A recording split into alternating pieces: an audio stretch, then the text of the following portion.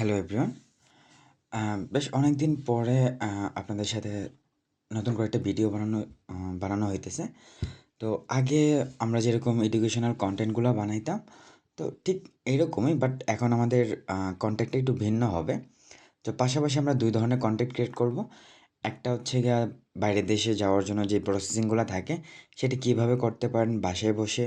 তো normally as a Bangladeshi আপনারা হচ্ছে গিয়ে বেশ অনেকগুলা দেশে যাওয়ার জন্য খুব ইচ্ছা হয়। প্রথমত যে কান্ট্রিটা সবার উপরে থাকে সেটা হচ্ছে ইউএসএ। তো বাংলাদেশের এমন কোনো মানুষ নেই যে ইউএসএ যাওয়ার সুযোগ পাইলে অ্যাকচুয়ালি যাবে না, এরকম আসলে ভাবাটা বোকামি। তো যে কেউ এমন কেউ নাই যে চাইবে না সে ইউএসএ যাওয়ার জন্য। সেকেন্ড যে অপশনটা আছে সেটা হচ্ছে গিয়ে ইউকে। তো UK actually famous for only Sylheti people. তো যারা সিলেটি মানুষ আছে তারা সবাই চোখ বন্ধ করে লন্ডন বা ইউকেতে যাইতে চায়। সো অ্যাকচুয়ালি লন্ডন আর UK not only for Sylhet, পুরা বাংলাদেশের জন্য এটা অনেক ফেমাস জায়গা। তো সবাই চায় ওইখানে গিয়ে পড়াশোনা করতে, পড়াশোনার পাশাপাশি তাদের লাইফ লিড করার জন্য যে পরিমাণ টাকা দরকার সেটা আর্ন করার জন্য। থার্ড যে অপশনটা সেটা খুব রিসেন্টলি অনেক হাইপে ছিল, সেটা হচ্ছে কানাডা। যদিও এখনকার পজিশন কানাডার এতটা ভালো বা এতটা খারাপ বলা যায় না, বাট এখন কানাডার পক্ষ থেকে ভিসা অনেক কম দিতেছে অ্যাজ এ স্টুডেন্ট ভিসা। তারপর ইংলিশ স্পিকিং কান্ট্রি হিসেবে ৪ নম্বর যে কান্ট্রিটা আসে সেটা হচ্ছে গিয়ে অস্ট্রেলিয়া। তো অস্ট্রেলিয়া কিন্তু এখন বলেন বা আগে যখন ছিল তখন হচ্ছে গিয়ে অনেক বেশি ফেমাস ছিল বাংলাদেশের স্টুডেন্টের জন্য। বাট অস্ট্রেলিয়ার অনেকগুলো ড্রব্যাক আছে, সেই সাথে অনেক সুবিধা আছে। যেমন ধরেন অস্ট্রেলিয়ার যে ওয়েদার সেটা বলা যায় যে অনেকটা বাংলাদেশের মতো। তাছাড়া ওইখানে ইনকাম করা অ্যাকচুয়ালি মানে আর্নিংসটা অনেক বেশি থাকে। এবং ৫ নাম্বার যে কান্ট্রিটা বলবো সেটা হচ্ছে গিয়ে অনেক ভিন্ন, বাট আমার অনেক ফেভারিট, কারণ আমি বর্তমানে জার্মানিতে আছি। সো আজকে মেইনলি আমি জার্মানির সাথে বাকি যে দেশগুলো আমি বললাম, ইউএসএ, ইউকে, কানাডা এবং অস্ট্রেলিয়া, ওইগুলো কিছু কম্পারিজন দেখাবো এবং কোন কোন ভিসাগুলো এখানে তারা অফার করে থাকে সেগুলো আমি দেখাবো। তো জার্মানির সবচেয়ে বড় সুবিধা হচ্ছে গিয়ে বাকি ৪টা দেশের তুলনায়, সেটা হচ্ছে জার্মানিতে কোনো প্রকার টিউশন ফি নাই এবং সেই সাথে আপনি এখানে আসার পর ইউরো ইনকাম করতে পারবেন। এটা অনেক বড় একটা বিষয়। তো এখন অ্যাকচুয়ালি দেখা যাক যে অ্যাকচুয়ালি এই দেশগুলোতে কোন ধরনের ভিসাগুলো অফার করা হয়। তো প্রথম আসি জার্মানিতে। তো নরমালি জার্মানিতে ২ ধরনের ভিসা প্রোভাইড করা হয়। একটা হচ্ছে শর্ট টার্ম ভিসা আর একটা হচ্ছে লং টার্ম ভিসা। তো শর্ট টার্ম ভিসাটা যেটা থাকে একটা হচ্ছে সেনজেন ভিসা। সেটাতে অ্যাকচুয়ালি খুব কম মানুষ যাইতে পারে, কারণ এটা নরমালি ভিজিট ভিসার মতো। তো আমি শর্ট টার্ম ভিসাতে গেলাম না। বাকি যেগুলো ভিসা থাকে সেটা হচ্ছে গিয়া স্টুডেন্ট ভিসা বা জব সিকার ভিসা, যেটা আল্টিমেটলি আপনাকে আপ টু ৬ মাস পর্যন্ত ভিসা প্রোভাইড করে থাকবে। যেখানে শুধুমাত্র আপনি একটা জব খুঁজতে পারবেন, এই পারপাসে একটা ভিসা দিবে। আচ্ছা, তারপরে সবচেয়ে ফেমাস যেটা হয় সেটা হচ্ছে গিয়ে স্টুডেন্ট ভিসা। সো আমি এজ এ স্টুডেন্ট হিসেবে জার্মানিতে আছি বিগত ৬ মাস ধরে। তো আমি আমার এক্সপিরিয়েন্সগুলো এই ভিডিও প্লেলিস্টে আমি শেয়ার করব এবং সেই সাথে আমি কীভাবে জার্মানিতে আসছি বা আপনারা কীভাবে জার্মানিতে আসতে পারবেন সেটাও আমি সম্পূর্ণ গাইডলাইন দেখাবো এখানে। তারপর নতুন যেই অনেক বেশি হাইপে ওঠা একটা ভিসা সেটা হচ্ছে অপরচুনিটি কার্ড ভিসা। তো অ্যাকচুয়ালি অপরচুনিটি কার্ড ভিসাটা অ্যাকচুয়ালি কী জন্য হয় সেটা আমি পরবর্তী ভিডিওগুলোতে দেখাবো। জাস্ট একটা সামারি হিসেবে বলি যে এখানে আপনাকে ইনিশিয়ালি আপ টু ১ বছরের একটা ভিসা দেওয়া হবে। আপনি এখানে এসে একটা ফুল টাইম জব খোঁজার জন্য। তারপর আপনি যদি এই টার্মের ভিতরে একটা পার্ট টাইম জবও ম্যানেজ করতে পারেন, দেন আপনি আরও ১ বছর ভিসাটা এক্সটেন্ড করতে পারবেন। সো আল্টিমেটলি এখানে ২ বছরের মতো ভিসা পাবেন। So it doesn't matter. Then তারপর যেটা আছে ফ্যামিলি রিউনিয়ন ভিসা। সো এটা অ্যাকচুয়ালি যারা জার্মানিতে থাকে তাদের স্পাউসকে নিয়ে আসার জন্য এই ভিসাটা প্রোভাইড করা হয়, বা তাদের সন্তান যারা থাকে তাদেরকে নিয়ে আসার জন্য। এবং এখানে সবচেয়ে বড় যে বিষয়টা হচ্ছে গিয়ে জব সিকার ভিসা এবং অপরচুনিটি কার্ড ভিসা, দুটো অলমোস্ট সেম। কিছুটা ভিন্নতা আছে, সেটা আমি পরে বলতেছি। বাট অপরচুনিটি কার্ড যে ভিসাটা সেটা হচ্ছে গিয়ে চাঙ্কামাটি হিসেবে অনেক বেশি হাইপে আছে। সো পরবর্তী ভিডিওগুলোতে আমরা এ টু জেড সব দেখাবো, কীভাবে অ্যাপ্লাই করতে হয়, কীভাবে আপনি জব খুঁজবেন। তো বা এখানে আসার পর আপনার লাইফস্টাইলটা কেমন হবে। সো এই ছিল জার্মানি। সেকেন্ডে যেটা আসা যায় সেটা হচ্ছে ইউএসএ। তো ইউএসএ হচ্ছে কি সবার স্বপ্নের কান্ট্রি। আমারও স্বপ্নের কান্ট্রি ছিল, বাট ইউএসএতে আমি যাই নাই। বেশ অনেকগুলো রিজন ছিল। প্রথম রিজন ছিল আমি যদি স্কলারশিপ ম্যানেজ করতে আমার জিআরই দিতে হবে, তো আমি চাই নাই অ্যাকচুয়ালি জিআরই দেওয়ার জন্য। সেকেন্ড কথা হচ্ছে গিয়ে আপনি ইউএসএতে গেলে আপনার পড়াশোনার পাশাপাশি চাকরি করার কোনো প্রকার লিগ্যাল পারমিশন দেওয়া থাকে না, যেটা অ্যাকচুয়ালি জার্মানিতে দিয়ে থাকে।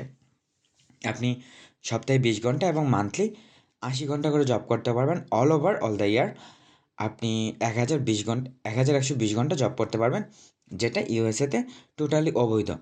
বাট বাংলাদেশি যারা আছে বা বাঙালি যারা আছে তারা ইউএসএ গিয়ে যাওয়ার পরে তারা অবশ্যই জব করে, পার্ট টাইম জব বা এক্সট্রা যে জবগুলো, কিন্তু ওইটা ইলিগাল, যেটা রিসেন্টলি ডোনাল্ড ট্রাম্প ক্ষমতায় আসার পর ওটা অনেকটা কমায় দেওয়া হয়েছে।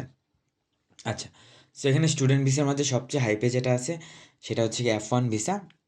তারপর J1 ভিসা, সেটা হচ্ছে অ্যাকচুয়ালি ভিজিটর ভিসা। তারপর হচ্ছে E2 ভিসা, সেটা এখন অনেকটা পপুলারিটি পাইছে, যে ইনভেস্টর ভিসা। আপনি যদি almost 1 million, actually 1 million or 10 million যদি ডলার থাকে, আপনি যদি ইনভেস্ট করতে পারেন, তখন আপনাকে গ্রিন কার্ড সহ ভিসা দিয়ে দিবে। সো এটা হচ্ছে গিয়ে অনেক বেশি বড়লোক যারা, তাদের ক্ষেত্রে। আমরা সাধারণ স্টুডেন্ট যারা আছি তাদের ক্ষেত্রে এটা অ্যাকচুয়ালি হবে না, কারণ এত টাকা আমাদের নাই। তারপর যেটা আসে family sponsored green card visa, সেটা হচ্ছে গিয়ে যাদের ফ্যামিলি অনেক বছর ধরে ইউএসএতে আছে, তারা যদি তাদের যদি গ্রিন কার্ড পেয়ে থাকেন, তো ওনারা এক ধরনের ভিসা প্রোভাইড, মানে এক ধরনের ইনভাইটেশন দেন এবং ওইখান থেকে ওনারা ভিসা পান। সো এছাড়া EB3, দেন আরও অনেকগুলো ভিসা, এবং নতুন আরেকটা ভিসা চালু করা হয়েছে ইউএসএতে। সো অনেক অনেক ধরনের ভিসা আছে ইউএসএ যাওয়ার জন্য, বাট এদের মধ্যে সবচেয়ে পপুলার হচ্ছে কি স্টুডেন্ট ভিসা। তারপর আসা যায় কানাডা। সো কানাডায় সবাই জানেন যে রিসেন্টলি যে ভিসাটা সবচেয়ে বেশি হয়েছে, not only for Sylhet, all over the country, visit visa. তো নর্মাল এই ভিজিট ভিসাটা আপনাকে 6 মাস থেকে 10 বছর পর্যন্ত দেওয়া হয়। তো ওখানে আপনার রিলেটিভ আর লিগ্যাল কোনো একটা ইনভাইটেশন থাকা লাগে, এবং ওই ইনভাইটেশন দিয়ে আপনি ওখানে যাইতে পারবেন। বাট এখন যেটা হয়েছে যে ম্যাক্সিমাম বাংলাদেশি যারা আছেন ওখানে ভিজিট ভিসায় গেছেন, যাওয়ার পর অ্যাজাইলাম ক্লেম করছেন, এবং ওনারা এখন মোটামুটি ভালোই আছে। বাট কাজ পাওয়ার তুলনায় এটা স্টেট টু স্টেট ভেরি করে, সেটা আসলে দেখা যাবে পরবর্তীতে। আমরা পরবর্তী ভিডিওগুলোতে আপনার কারণটা নিয়ে বিস্তারিত আলোচনা করব। তারপর যেটা আছে ওয়ার্ক পারমিট ভিসা, সেটা হচ্ছে অ্যাকচুয়ালি কোনো একটা এমপ্লয় স্পেসিফিক। তো ওইটা হচ্ছে ওইখান থেকে আপনার কোনো একটা কাজ ম্যানেজ করতে হবে। যেমন ধরেন আপনি যে ফিল্ডে থাকেন সেই ফিল্ডের কাজ, অথবা অন্য কোনো ফিল্ডের কাজ আপনি যদি ওয়ার্ক ম্যানেজ করতে পারেন, দেন আপনি ওয়ার্ক পারমিট নিয়ে ইউএসএ কানাডা যেতে পারবেন। তো ওইটাতে সবচেয়ে বড় সমস্যা হচ্ছে কি আপনার আগে কাজ ম্যানেজ করতে হবে, দেন আপনি ভিসা পাবেন। তো ওইটা অনেক বিস্তারিত, অনেক কিছু আছে। তো এটা আমরা পরবর্তীতে দেখাবো। তারপর যেটা আসে ফ্যামিলি স্পন্সর্ড ভিসা এবং স্টুডেন্ট ভিসা। তো ফ্যামিলি স্পন্সর্ড ভিসা হচ্ছে কি আপনার যদি ওখানে কেউ থাকে, সো সে আপনাকে যদি স্পন্সরশিপ দেয়, যে আপনার সব দায় দায়িত্ব উনি নেবেন, তখন আপনি এই ভিসাটা পাবেন।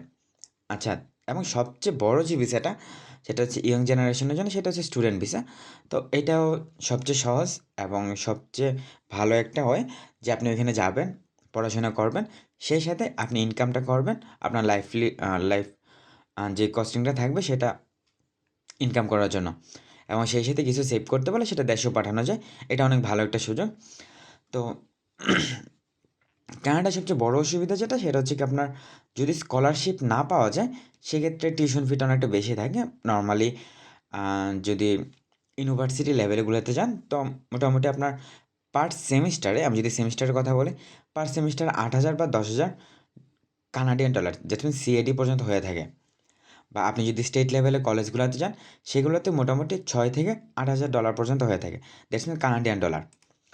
এবং সর্বশেষ যেটা আছে সেটা হচ্ছে অস্ট্রেলিয়া। তো অস্ট্রেলিয়াতে সবচেয়ে বেশি যারা যায় সেটা হচ্ছে কি স্টুডেন্ট ভিসায়, যেটা অস্ট্রেলিয়ার ভিসা ক্যাটাগরি বেশ অনেকগুলো ক্লাস আছে বা সাব ক্লাস বলা হয়। তো প্রথম যেটা হচ্ছে কি সাব ক্লাস 500, সেটা হচ্ছে স্টুডেন্ট ভিসার। তো আপনি স্টুডেন্ট ভিসায় যাওয়ার অ্যাজ ইউজুয়াল কানাডার মতো, যে আপনি এখানে যাওয়ার পর উইকলি 80 ঘন্টা জব, সরি, মান্থলি 80 ঘন্টা জব করতে পারবেন। এবং সেক্ষেত্রে আরও অনেকগুলো বিষয় থাকে, যেমন ধর স্কিল ওয়ার্কার ভিসা, সেটা হচ্ছে একটু রিজিওনাল যে ভিসাটা। তো নর্মালি অস্ট্রেলিয়ার ক্ষেত্রে একটু আলাদাটা কীরকম, আপনি যদি মেলবোর্ন, সিডনি এবং তাতে আরেকটা সিটি আছে। ৩টা বড় সিটি ছাড়া আপনি যদি অন্য সিটিগুলাতে যান, সেক্ষেত্রে আপনার রিজিওনাল ভিসাটা দেওয়া হয়। তো রিজিওনাল ভিসা পাওয়ার অনেকগুলো সুবিধা আছে, যেটা হচ্ছে সাবক্লাস 491। ওইটার মেইন সুবিধা যেটা, আপনি খুব তাড়াতাড়ি পিআর পেয়ে যাবেন, যেটা অন্যান্য দেশগুলোতে অনেক কম হয়। তো সবার শেষে যেটা থাকে ফ্যামিলি স্পন্সরশিপ ভিসা, এটা তো অ্যাজ ইউজুয়াল ইউএসএ বা কানাডার মতো যেরকম সেমভাবে থাকে। বাট এখানে ভিজিটর যে ভিসাটা কানাডার আগে যেরকম দিছিল যে আপনি গিয়ে 10 বছর পর্যন্ত থাকতে পারবেন, ওই রকমটা ছিল অস্ট্রেলিয়াতে না। তো অস্ট্রেলিয়াতে হচ্ছে আপনি ম্যাক্সিমাম 6 বছর থাকতে পারবেন, তারপর আপনার দেশে আসা লাগবে, আসার পর আপনি আবার যেতে পারবেন। সো এটা হচ্ছে গিয়ে ভিজিটর ভিসা, যেটা হচ্ছে গিয়ে আন্ডার সাবক্লাস 600। আমরা এই বিষয় নিয়েও সবগুলো আলোচনা করব। সো আমরা এখানে একটা দেশ গ্যাপ দিছি, সেটা হচ্ছে ইউকে। তো ইউকেতে হচ্ছে নর্মালি সবাই যেটা যায় সেটা হচ্ছে কি স্টুডেন্ট ভিসায়। তো ইউকে স্টুডেন্ট ভিসাটা সবচেয়ে সহজ এরকম না, কিছুটা সহজ আছে। তো সহজ কীভাবে, আপনি হচ্ছে গিয়ে শুধুমাত্র আইএলটিএস যে এরকম কোনো ব্যারিয়ার নাই। আপনি আইএলটিএস ছাড়া ওয়াইটিএস আছে, তারপর ডুওলিঙ্গো আছে, এরকম অনেকগুলো দিয়ে আপনি যাইতে পারবেন। তো আমরা পরবর্তী ভিডিওগুলোতে আমরা এই জিনিসগুলো নিয়ে বিস্তারিত আলোচনা করব। But as a German immigrant, Bangladeshi immigrant in Germany, so আমি জার্মানিটাকে খুব ভালোভাবে ফোকাস করব। সেই সাথে কানাডা, ইউএসএ, ইউকে এবং অস্ট্রেলিয়া, এই সবগুলো জিনিসই আমরা সিরিয়াল ওয়াইজ দেখাবো। সো ধন্যবাদ সবাইকে। আমাদের সাথে থাকবেন।